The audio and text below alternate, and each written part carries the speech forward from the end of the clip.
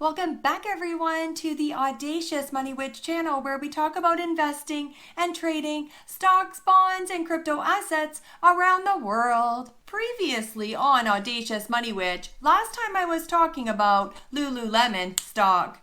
I told you I was buying the dip like nobody's business and made the stock into one of my top 2 holdings. Today I will talk about why I believe Lulu stock price has bottomed, technically speaking.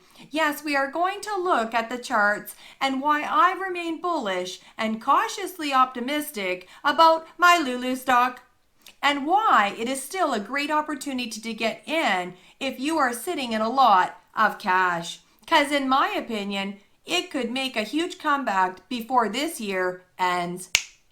Why am I attracted to Lululemon so much? Because Lululemon believes everyone has the right to be well. When we are feeling good and healthy, sometimes we take it for granted. Lulu's vision is to create transformative products and experiences that build meaningful connections, unlocking greater possibility and well-being for all. I think Lululemon creates this thriving community that mindfully and culturally takes care of our health and well-being when we are working out. I think that's something that's well worth my investing dollars. And now everyone, I'm introducing Cheryl Zhang. Hey, what's up? How's everyone doing? Okay, back to Lululemon. As we are now heading into the holiday season, like Black Friday and Boxing Day, I believe the quality consumer discretionary companies will benefit with current economic conditions. In countries like China, the government is now increasing debt massively to stimulate the economy, which is why you see Bitcoin going higher again. This also will benefit Lulu stocks.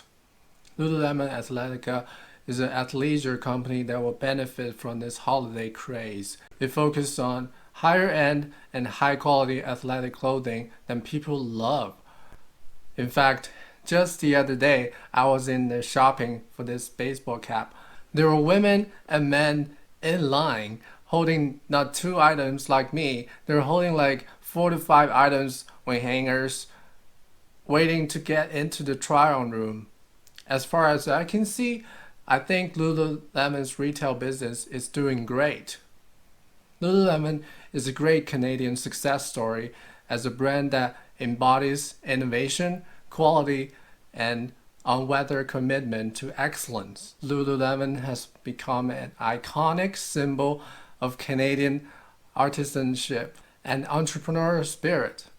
Lulu stock has struggled hard this year, declining over 50% at lows as I was buying every dip in sight. Even though the growth rate has slowed, the business has maintained a strong fundamental track record of beating earnings estimate quarter over quarter. I believe as we're heading into the holiday season, where apparel companies tend to benefit from higher volume sales, that Lulu will rebound from the lows once investors realize the strong momentum and fundamental are still intact. This presents a buying opportunity with a low risk profile than AI companies that have reached at all-time highs. Lulu have 3 key drivers for sustained growth: product superiority, direct to consumers, and their communities. With these drivers, Lulu stock has returned over 2,200% to shareholders since their IPO. Given the company's strong fundamentals, along with the consistent negativity around this stock on Wall Street, there's a strong case for investors to consider buying this company for a long-term investment. It's almost like if you really care about Lulu, when everybody sells out, Lulu looks exhausted and oversold. You showed up and load your boat, and Lulu is happy, and it turns things around for the business so that Lulu will be loved by more investors again. So by you already in on it, you ended up winning in Lulu stock. Lululemon is a global brand, but locally relevant. In their earnings call in June, management described how they achieved double beats while increasing their total stock buybacks by $1 billion. Lulu is expanding into 26 markets where they have seen growth by following the same successful model they implemented in the US. Currently, the non-US business makes up 21% of their revenue, but their CEO believes this will be closer to a 50-50 split between the international market and the US once they have fully expanded into these markets. This leaves an opportunity for a significant amount of growth available in the China market moving forward. And they have already begun expansion into France, Thailand, and Japan, where they expect a significant return on investment. They have long-term potential to go to the Philippines, Indonesia, and India. Lululemon is at the early stages of growth, as in a lot of countries like the UK and Germany, only 7% of the people even recognize the brand. Next year, they are going into new markets like Italy and Denmark. I think they should focus more money on growing the business organically rather than buying back shares at higher valuation.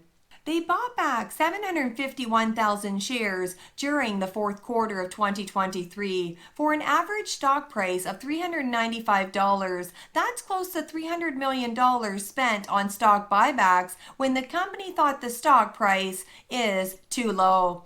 I mean, that one is on them, but it could just mean that they think Lululemon's potential is off the chart, like they could really surpass Nike, which will be a 4x from here. They have additional approval for a total of $1.7 billion in share buyback capacity available. Given that the current share price is significantly lower than $395 and the company has a history of providing a high return on investment to shareholders, this is one indication of where management believes the stock started to become undervalued and provide an opportunity for good fortune returns on their investments. The most recent earnings call in August, they announced an additional purchase of over $500 million worth of shares. Even though the company has faced some macro headwinds with some of their products, such as not having enough of the right color. In some of their newer lines, the weak revenue growth in the US, we all make mistakes. I think they will make changes. Ted, what do you think about Lululemon? Oh, he loves Lululemon. No, I don't mean the girls in the Lululemon pants, Ted. What do you think about the Lulu product? Oh, he loves it. It's comfy and soft, he said, and stretchy. Very comfortable for his workout. Oh, you like wearing it during your workout, Ted? Oh, yeah. The chicks in the yoga pants. Woo-hoo, Ted goes. The massive share buyback program is one of the reasons I believe this company is value play at this level. But let's take a look at the fundamentals to confirm that. Going over some GAAP numbers, because, that's legit. Lulu is trading at a significant discount in their historic levels.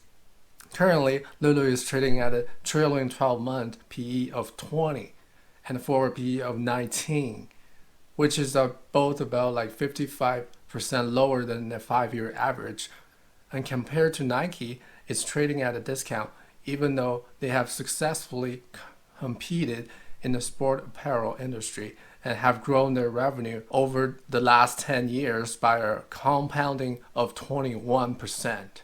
Lulu has maintained a high growth margin over the last decade while maintaining a consistent level of free cash flow margin and profit margin. Over the last 3 to 5 years, the margin have grown slightly across the board, while the stock price has significantly declined year to date. Since 2019, free cash flow margin have improved by 8%, and since 2021, they have improved by over 30%. Similarly, profit margin improved by 11% and 22% respectively. Since margin has remained high, and I believe these are good indicators for the company demonstrating a competitive moat over the last decade and should continue in the future. So over the last decade, LULU has achieved very high return on their investment. The return on invested capital, ROIC, over the trailing 12 months is sitting at almost 38%, which is higher than I see in most other AI companies, indicating that the management redirect and is making better investment decisions in recent years than ever before 2021. So I believe the positive comparison of their fundamental indicates that the stock has way oversold over the last year and have opened up doors for long-term investors looking for a great company at the fair valuation. When evaluating LULU based on their book value per share and earnings continue to rise while they maintain a higher level of cash than total debt level, I believe this is another indication for starting an investment.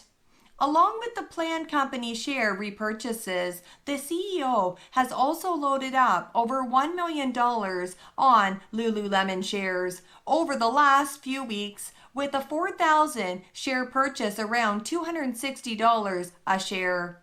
If you buy the stock today, you'll receive 4.8% free cash flow yield on your cost base, which is higher than what you could get with a risk-free rate by investing into a money market or bond. One thing to watch here is the debt level. Nothing to be alarmed yet, as Lulu is still in growth mode. Lulu has learned that men driving greater shares, they will win by addressing seasonality, versatility, and developing year-round assortment. Also focus on bags and unmet needs.